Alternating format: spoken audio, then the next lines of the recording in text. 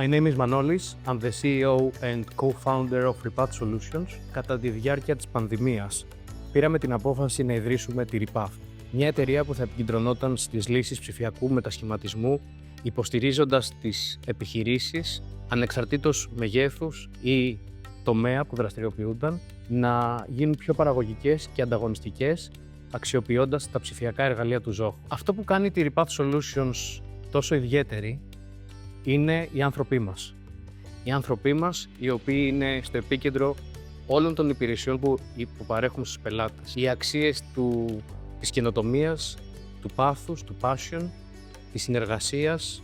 Κατά τη διάρκεια της πανδημίας, πήραμε την απόφαση να ιδρύσουμε τη Repath Solutions, έχοντας ως στόχο να βοηθήσουμε τις εταιρείες να γίνουν πιο ανταγωνιστικές και παραγωγικές, αξιοποιώντας τα ψηφιακά εργαλεία του Zoho. Αυτό που μας κάνει τόσο ξεχωριστούς είναι οι άνθρωποι μας.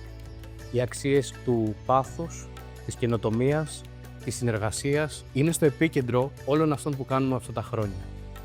Θα ήθελα να ευχαριστήσω θερμά τους ανθρώπους μας, τους συνεργάτες μας, τους πελάτες μας, που είναι μέρος όλης αυτής της διαδρομής όλα αυτά τα χρόνια.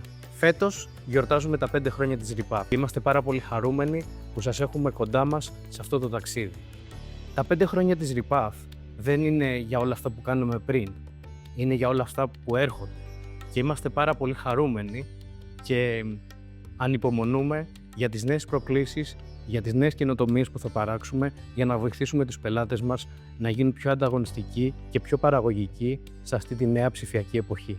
Σας ευχαριστώ πάρα πολύ.